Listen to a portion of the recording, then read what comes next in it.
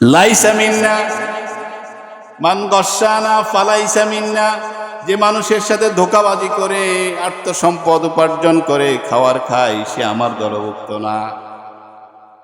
এই মুখ দিয়ে আপনি খাওয়ার খাচ্ছেন, আবার এই মুখ দিয়ে তাসবিহ জিকিরও করছেন, সুদও খাচ্ছেন, তাসবিহও করছেন।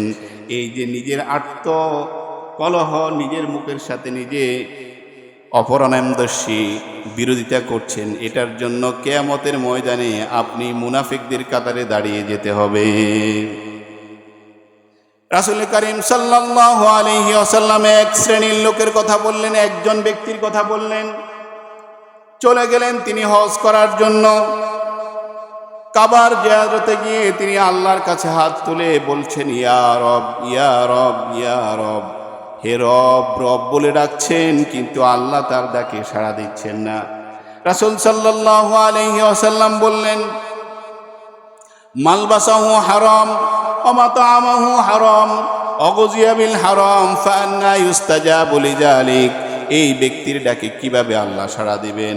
তার খাদ্য হারাম, তার পানীয় হারাম, তার গায়ের গোশত হারাম, তার গায়ের জামা পর্যন্ত হারাম, কিভাবে আল্লাহ তাআলা তার ডাকে সাড়া দিবেন?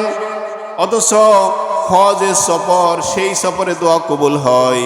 হারাম খাওয়ার কারণে আল্লাহর কাছে বারবার ডাকার পরও আল্লাহ তাআলা তার ডাকে সাড়া দিচ্ছেন না।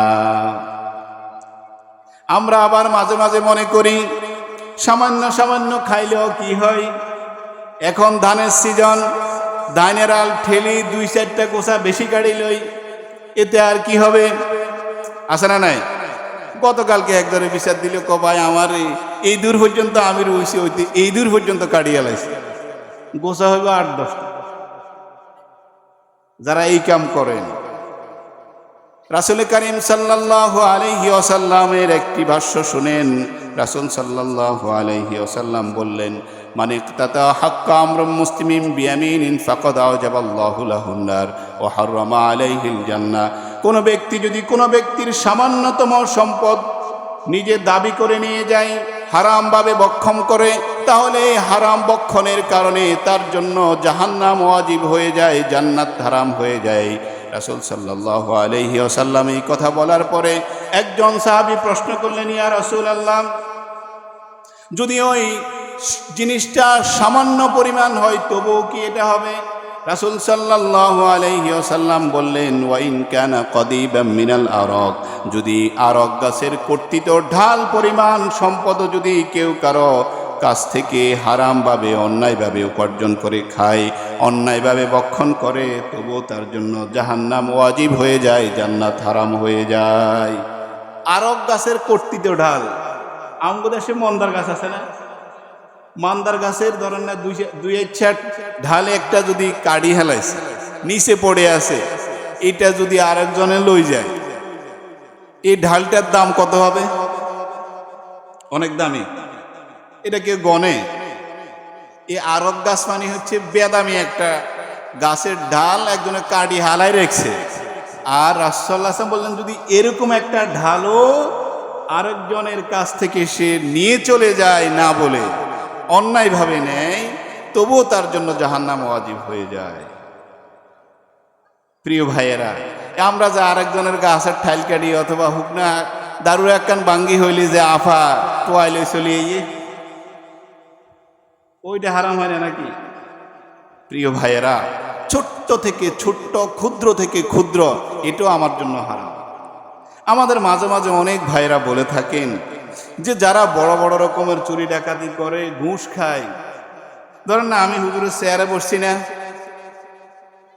হুজুরে ওয়াজ করে টেবিলের নিচ দিয়ে সুদ নেয়া, ঘুষ নেয়া হারাম, আবার বলেও দেয় লানা রাসূলুল্লাহ সাল্লাল্লাহু আলাইহি ওয়াসাল্লাম আকিলার রশি ওয়াল মুরতাশি, আল্লাহ রাসূল লানত করেছেন যে কি ঘুষ খায়, ঘুষ দেয়, দুজনের প্রতি রাসূলের লানত। কথা সত্য। প্রিয় ভাই, এগুলো আমাদের ভিতরে এত বেশি জেকে বসেছে, আমরা হারামকে হালাল মনে করি, হালালকে হারাম, সবগুলাকে একসাথ করে ফেলে যা পাই খাই। আমি চিন্তা করি আমি হুজুর মানুষ, 2-1টা ফতুয়া দিয়ে তো সব হালাল করে ফেলতে পারি। ওরা কথা কেন, ওই খুশি আমি হুজুরদের বিরুদ্ধে কইছে। প্রিয় ভাই, এভাবে করে যে যেখানে আছে আপনার এই মুখটাকে একটু সামলা দেন, একটু সামাল দেন যে আপনার এই মুখ দিয়ে হারাম খাবেন না, তাহলে আপনার জান্নাতে যাওয়া প্রায় নিশ্চিত। এরপরে এই মুখ দিয়ে আমরা আর কি করি? আর কোনো কিছু করি না। কি করি? ঝগড়া ফাসাদ করি। হ্যাঁ, ওই তো ওই মেয়ে করে, আর কে করে না এখানে। এই হুজুরে ওয়াজ করলো শুধু মহিলাদেরকে। ওয়াইন্না ফুলানাতান তুজকারু কাসরাতে সালাতিয়া ওয়া সিয়ামিহা ওয়া সাদাকাতিহা গায়রাতু জিজিরানিহা বিলিসানিহা ক্বালা হিয়া আহলিন নার। একজন মহিলা আছে, অনেক সালাত পড়ে, অনেক যাকাত দেয়, অনেক সিয়াম পড়ে, কিন্তু তার জিহ্বা থেকে তার প্রতিবেশী নিরাপদ না। রাসূল সাল্লাল্লাহু আলাইহি ওয়াসাল্লাম বললেন সে জাহান্নামী। তো রাসূল সাল্লাল্লাহু আলাইহি ওয়াসাল্লাম কার কথা বললেন? মহিলার কথা। ওই লোকটা তো জিজ্ঞেস করছে কার কথা? হুজুর ওয়াজ করছে কার কথা? মহিলার কথা। এখনো ওয়াজ শুধু কাদের জন্য? আর না, মহিলার জন্য। কিন্তু আমরা ভাইয়েরা, আমরা ঝগড়া করি না। বাজারে লাগে কে কে? মহিলা বাজারে ঝগড়া লাগে। মাঝে মাঝে দেখবেন এক কোনার টিয়ার লাই কি লাগা লাগছে। ওরা তো মুখে মুখে সীমাবদ্ধ থাকে, আমরা আর ঠুসঠাসও চালাই দিই, দেখি দেই না। আপনি প্রকৃত মুসলমান হতে হলে আপনার জিহ্বার হেফাজত করেন, হাতের হেফাজত করেন। শুধু ওয়াজ ওটা মহিলার জন্য না, আমরা পুরুষরাও যারা ঝগড়া করি, আমরা যদি নিজেদের মুখকে হেফাজত করতে না পারি জাহান্নামে যেতে হবে। প্রিয় ভাইয়েরা, আমরা এই দুনিয়ার জীবনটা একটা সংক্ষিপ্ত সফর। এই যে আমরা একসাথে বসে আছি না, কারোর সাথে কারো কোনো ঠেলাঠেলি নেই। আমাদের কর্মজীবন, আমাদের ব্যবসা বাণিজ্য, আমাদের পরিবার, আমাদের সব ক্ষেত্রে যদি আমাদের জিহ্বাটাকে সুন্দরভাবে কাজে লাগাই, তবে আমরা সকল জায়গায় সফল হব। ধরেন না, আপনি ব্যবসা করেন, কি করেন? ব্যবসা। এখন একজন আসে জিজ্ঞেস করলো, ভাই এই জিনিসটা কত? আপনি বললেন, ভাই এটার দাম 20 টাকা। ভাই 10 টাকা দিবেন নি? এই মেয়ে আপনি কইতে নাইছেন, আপনার 10 টাকা আমরা কিনতে পারি না, জান চাই। ওই লোকটা চলে গেল। আরেকজন লোক আসলো, আরেক দোকানে গেল, ভাই এটা কত? 20 টাকা। ভাই 10 টাকা দিবেন? ভাই পারতেছি না, আর একটু বাড়াইলে হয়তো দিতে পারে। এই দোকান থেকেও লোকটা চলে গেল। বলেন, এরপর দিন আবার লোকের ওই আরেকটা জিনিসের দরকার হলো, কোন দোকানে আসি ঢুকবে? দ্বিতীয় দোকানে এসে ঢুকবে, কারণ সেই ব্যক্তির কাছ থেকে পণ্য ক্রয় করতে পারে নাই, কিন্তু সেই ব্যবহারটা কি দিছে?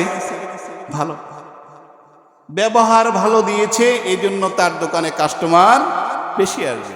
প্রিয় ভাইয়েরা, শুধু কাস্টমার দোকানদার এখানে নয়, আপনার পরিবারে দেখবেন কিছু কিছু পরিবারে মুরব্বীদেরকে দেখলে ছোট ছোট পোলাপানকে তো এই মিয়া সারাদিন খেউ খেউ করে, আছে না নাই? আবার কিছু কিছু মুরব্বী দেখলে দৌড়ে চলে যায়, ও দাদা এসে দোকানদার, দু যায় আজা করে ধরে। ধরে কি ধরে না? এই মুখের ব্যবহার। আপনি মুরব্বী মানুষ, আপনি যত সুন্দর আচরণ করতে পারবেন, সবাই আপনাকে প্রিয় ভাজন হিসাবে নেবে। আর আপনার মুখের ভাষাটা সুন্দর না, কইবে কি? পরে কথা কয় না, কি কইব? আরে মেয়ে আইলে শুধু খেয়ে খেয়ে করবে। আপনার পরিবারে আপনি যদি প্রিয় ভাজন হতে চান, পরিবারে ভালো মানুষ হতে চান, তাহলে আপনার মুখটাকে সুন্দর করেন। আপনার মুখের আচরণ যত সুন্দর, তাহলে আপনি তত তাদের কাছে প্রিয় হবেন। রাসূলুল্লাহ সাল্লাল্লাহু আলাইহি ওয়াসাল্লাম তো বলছেন, মাল্লাম ইয়ারহাম সগীরানা ওয়ালাম ইউআক্কির কাবীরানা ফালাইসা মিন্না। যে বড়দেরকে শ্রদ্ধা করে না, ছোটদেরকে স্নেহ করে না, সে আমাদের দলভুক্ত না।